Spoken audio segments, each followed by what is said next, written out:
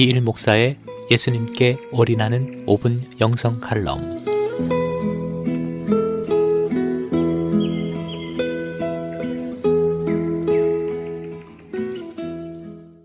(30년) 동안 정오가 되면 강대상 앞에 엎드려 기도하는 신실한 목사님이 계셨습니다. 폭설이 내려도 태풍이 불어와도 기도를 향한 발걸음은 멈춘 적이 없었습니다. 12시만 되면 기도하러 가는 발걸음에 사람들이 시간을 맞춰도 될 정도로 정확하신 분이었습니다. 그런데 어느 날부터인가 그 목사님이 기도의 자리에 나타나지 않았습니다.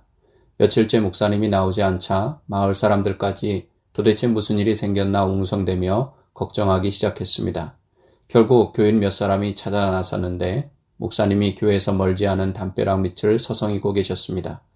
대체 왜 목사님답지 않게 며칠째 정오 기도를 중단하고 이러고 계시냐고 걱정스럽게 물었더니 목사님이 저도 지금 미치겠어요. 고양이가 없어져서 라며 탄식했습니다.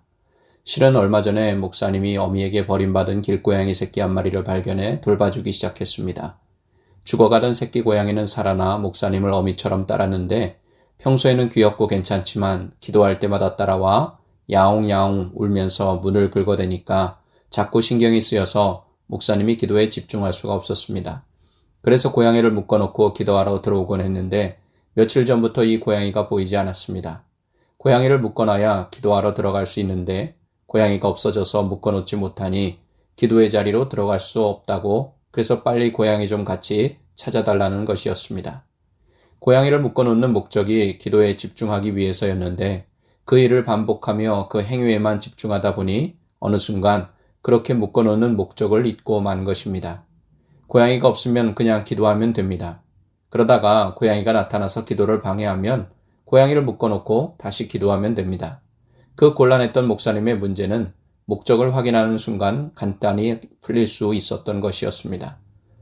신앙생활에서나 교회에서 이런 어처구니 없는 고양이 사건같이 왜 그렇게 하는지도 모른 채 종교의식과 일과를 열심히 반복하는 경우가 너무나도 많습니다.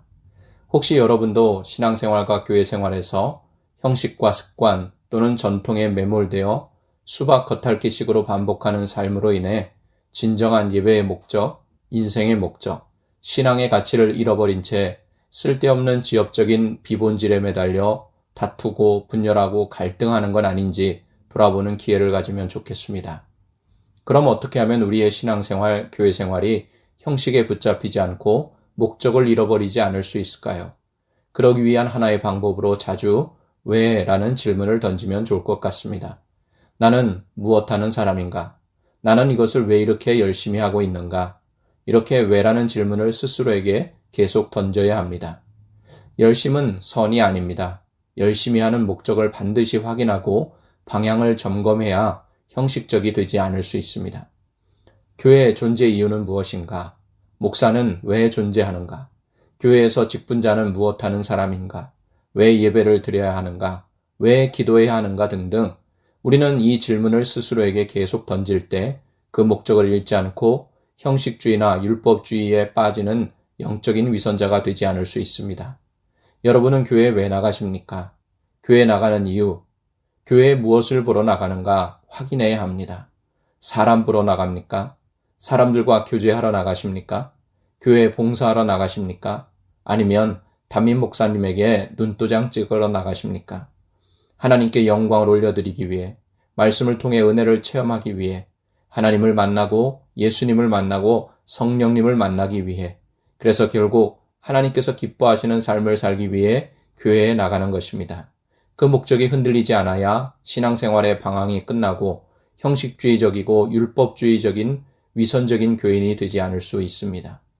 사람은 부족하고 관계 속에서 연약함이 있기 때문에 사람 만나러 다니고 관계질을 하러 다니고 감정질하며 누군가 뒷담화하러 다니고 주의 종 비판하기 위해 개인적인 소원을 이루기 위해 자신의 유익을 위해 교회 나가면 만족을 얻지 못하고 늘 떠돌게 됩니다.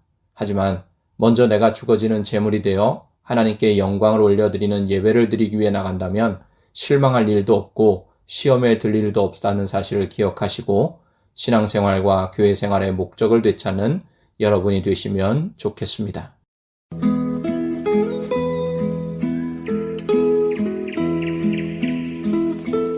지금까지 시카고 안디옥 교회를 담임하시는 이일 목사의 예수님께 올인하는 5분 영성 칼럼이었습니다.